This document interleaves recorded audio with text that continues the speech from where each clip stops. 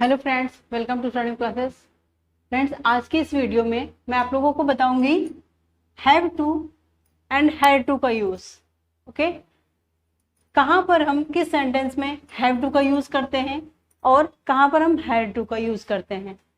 तो ये हिंदी के सारे ट्रांसलेशन मैंने राइट कर लिए हैं। अब इनको इंग्लिश में मैं ट्रांसलेट करके बताऊंगी आप लोगों को।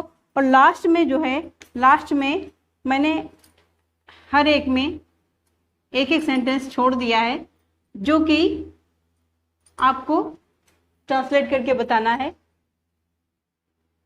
सबसे पहले मैं आप लोगों को बताती हूँ हैव टू का यूज। हैव टू मैंने यहाँ पर राइट करा है। हैव टू का यूज जो है यहाँ पर मैंने हिंदी में भी राइट किया हुआ है। ना है, ना है मतलब हैव टू का मतलब क्या होता है? ना है। जैसे जाना है, खाना है, आना है, रहना है। तो ये सारे ट्रांसलेशन जो हिंदी में मैंने लिखे हैं इनको मैं इंग्लिश में ट्रांसलेट करके बता रही हूँ आप लोगों को। यहाँ पे ध्यान दीजिएगा। और फिर इसी तरीके से जो ये 10th वाला लास्ट वाला ये जो सेंटेंस है ये मैंने एज ए क्वेश्चन छोड़ रखा है। और अगर आपको समझ में आ जाए, पूरी वीडियो आपको समझ में आ जाए, सारे ये हैव टू का यूज अगर आपको समझ में आ जाए तो लास्ट में आप ये मुझे ट्रांसलेट जो हिंदी का ट्रांसलेशन है इसे इंग्लिश में ट्रांसलेट करके कमेंट बॉक्स में बता सकते हैं। और अब अगर अभी तक आप लोगों ने मेरे वीडियो को सब्सक्राइब नहीं किया है तो सब्सक्राइब जरूर कर लीजिएगा, क्योंकि इसी तरीके के सारे सेंटेंसेस मैं आप लोगों को आगे वीडियोस में बताऊंगी। तो हम स्टार्ट करते हैं। मुझे जाना है, फर्स्ट सेंटेंस हमारा क्या है? मुझे जाना है। I have to go. यहाँ पे हैव टू यही है, सिर्फ मैंने यहाँ मुझे है, मुझे जाना, मुझे जाना है। आई हैव टू गो, ना है। इतनी स्पेलिंग मैंने ये जो है आई हैव टू गो मैंने यहाँ पे राइट किया है। अब मुझे बैठना है।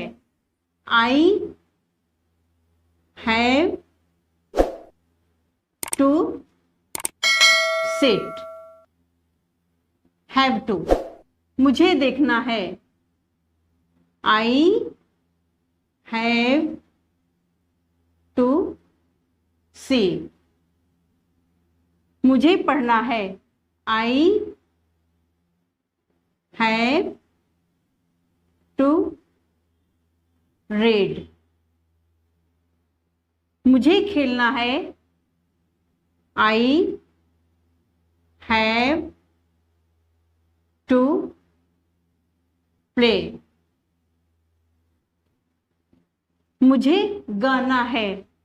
I have to sing.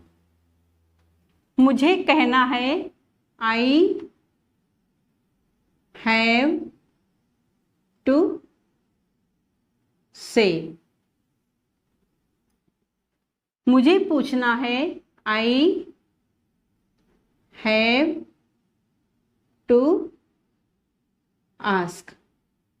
मुझे सोना है। I have to sleep.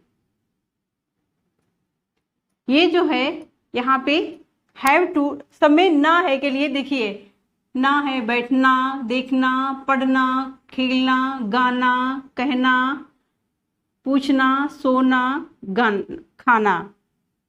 अब ये लास्ट में जो मैंने ये छोड़ दिया है, ये इसका जो है इसको इंग्लिश में ट्रांसलेट करके आप कमेंट बॉक्स में जरूर बताइएगा, तभी मुझे लगेगा कि मैंने जो चीज आपको पढ़ाई है वो आपको समझ में आई है या नहीं आई है। ओके, अब नेक्स्ट है हमारा use of had to. Had to में क्या है? ना पढ़ा। देखिए सभी में ना पढ़ा, ना पढ़ा, ये इसका यूज मैंने बताया है।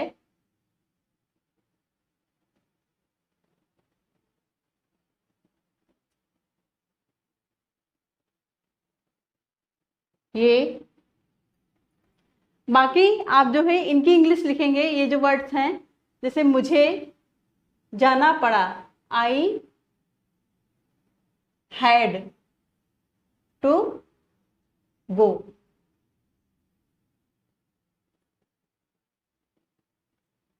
आई had to go, first sentence जो है इसका, मुझे जाना पड़ा, आई हैड टू गो, मुझे देखना पड़ा, आई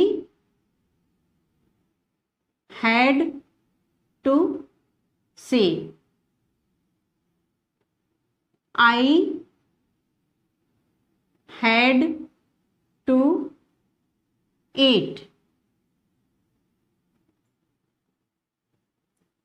I had to say, I had to ask, I had to show, पूछना पड़ा, मुझे पीटना पड़ा, I had to beat,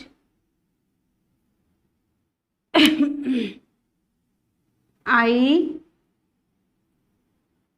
had to talk,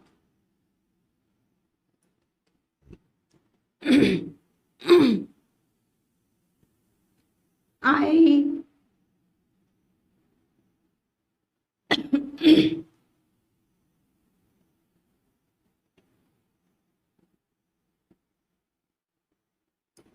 I had to come, मुझे जाना पड़ा, आई हैड टू गो, मुझे देखना पड़ा, आई हैड टू सी, मुझे खाना पड़ा, आई हैड टू ईट, मुझे कहना पड़ा, आई हैड टू से, मुझे पूछना पड़ा, आई हैड टू आस्क, मुझे दिखाना पड़ा, आई हैड टू शो, मुझे पीटना पड़ा, आई हैड टू बीट, मुझे बात करना पड़ा, आई हैड टू टॉक, मुझे आना पड़ा, I had to come.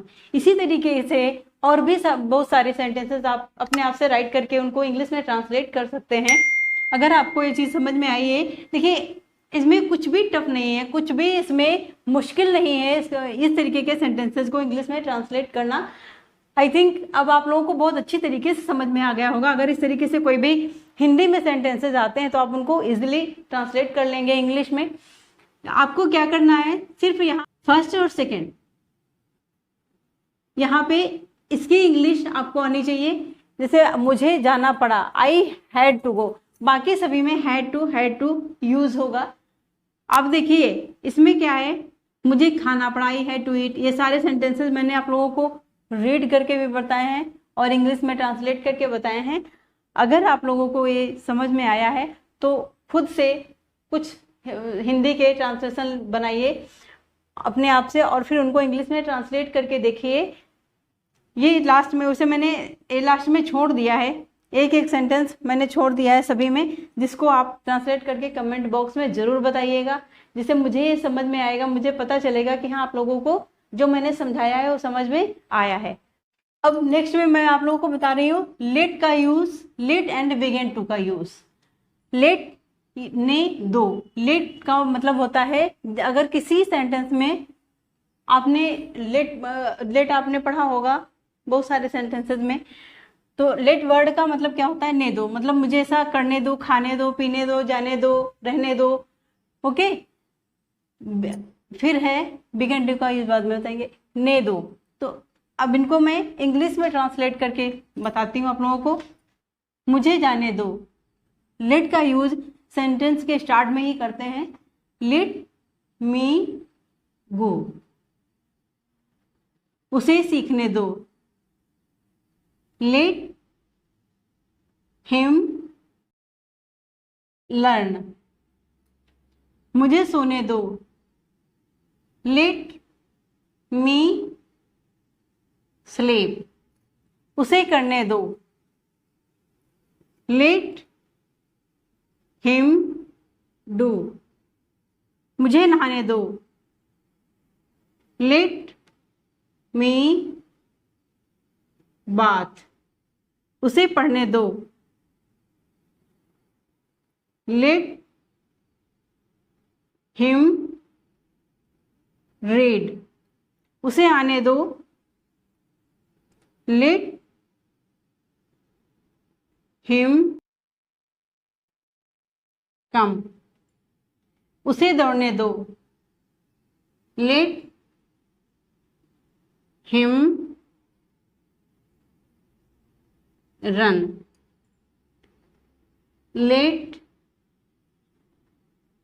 him play, उसे खेलने दो। अब ये लास्ट वाला आप लोगों के लिए एज अ क्वेश्चन है। जैसा कि मैंने हैव टू के यूज में बताया था आप लोगों को कि सारे जितने भी हिंदी के वाक्य उनको मैंने इंग्लिश में ट्रांसलेट कर दिया है, बाकी सभी में मैंने एक एक वाक्य छोड़ दिया है जिसको आप इंग्लिश में ट्रांसलेट करके देखिएगा, तभी आपको समझ में आएगा कि आप अच्छी तरीके से सीख पाए, समझ पाए या नहीं समझ पाए हैं लेट का यूज। फिर है next begin to, use of begin to. Begin to का मतलब क्या होता है? जहां पे लगा, लगी, लगे शब्द आते हैं वाक्य, हिंदी के वाक्य में आखिरी में, हिंदी के वाक्यों में सबसे आखिरी में लगा, लगी, लगे, वह हंसने लगा, वह जाने लगे, तुम रोने लगे, वह मैं सोचने लगा, मैं पढ़ने लगा। तो लगा, लगी, लगे ये शब्द जिस वाक्य में आते हैं आखिरी में, वहां पर हम बिगेन टू का यूज करते हैं। अब मैं इनको हिंदी में ट्रांसलेट करके बता रही हूं। जैसे वह हंसने लगा, he began to laugh। Okay, next है वह जाने लगी, शी began to go। वह हंसने, हम यहाँ पे सिर्फ 2 शब्दों की इंग्लिश आपको लिखनी, बाकी बीच में सभी में आपको began to का यूज करना है। मीन्स इसमें सब्जेक्ट और मेन वर्ब जो है, सब्जेक्ट हम स्टार्ट में राइट करेंगे और मेन वर्ब जो है उसको हम लास्ट में राइट करेंगे। बाकी बीच में सभी में हमें, हर सेंटेंस में हमें बिगेन टू का यूज करना है। अब यहाँ पे शी बिगेन टू गो, जैसे यहाँ पे वह जाने, तो वह सब्जेक्ट, वह जाने ये मेन वर्ब है। मेन वर्ब का यूज मैंने सबसे लास्ट में किया है, सब्जेक्ट मैंने सबसे स्टार्ट में, सब्जेक्ट मैंने स्टार्ट में राइट किया है और मेन वर्ब का यूज सबसे लास्ट में किया है। मेन वर्ब को मैंने सबसे लास्ट में लिखा है। आप देखिए बिगेन टू मैंने सेंटेंस के बीच में यहाँ पे, मीन्स बिगेन टू का यूज इसमें जो है सब्जेक्ट के जस्ट आफ्टर, सब्जेक्ट के तुरंत बाद हम बिगेन टू का यूज करेंगे। फिर आगे जो भी शब्द होंगे, जो भी वाक्य होगा आगे का, उसको इंग्लिश में लास्ट में हम ट्रांसलेट करेंगे। मीन्स सब्जेक्ट के जस्ट बाद हमें बिगेन टू का यूज करना है इसमें। फिर तुम रोने लगे, यू बिगेन टू क्राई, तुम रोने लगे, आई बिगेन टू थिंक, मैं पढ़ने लगा, I began to read, you began to sleep।